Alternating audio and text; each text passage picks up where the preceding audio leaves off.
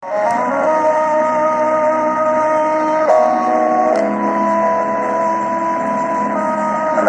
tayo. Siyang naghahangad ng pagkukup ng kataas-taasan at nananatili sa kalingan niyong mga pangyarihan.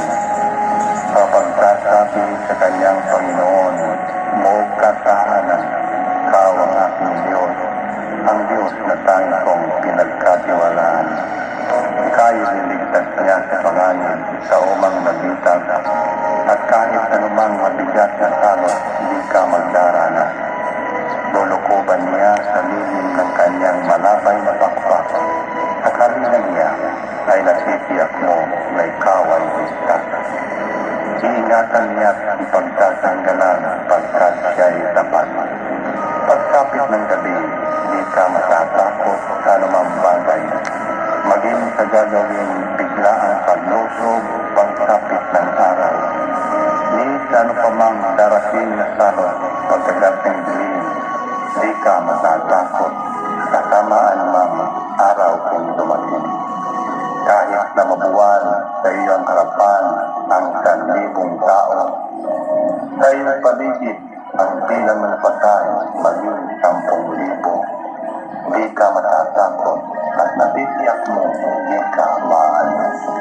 Ika'y nagmamasid at sa panunood di mo umamasdan. Iyong masasama ay makikita mong pinarurusahan. Sapagkat si Yahweh ang iyong ginawang tagapagtanggalang at ang pinili mong magiging at sa'yo'y kataas-taasan. Di mo aabutin kahit mapahamak at walang daratal, kahit anong uring mga pagmahirap sa iyong tahanan. Susubuhin niya ang maraming anghel na susubaybay. Kahit sanda ko ikaw magkaroon, iyak na ingatan. Sa kanilang palad ay tatayo ka silang magtataan. At hindi masaktan ang mga pamo sa batong matalas.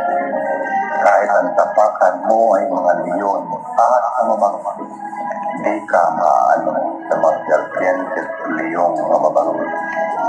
Ang sabi ng Diyos, aking iniligtas ang tapat na akin, at mag-ingatan ko ang kalinumang taong kung kikilan.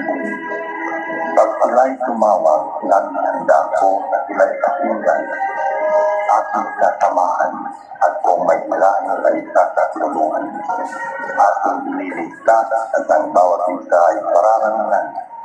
Sila'y bibigyan ko at ganantimpalaan ng mahabang buhay at nakatitiyak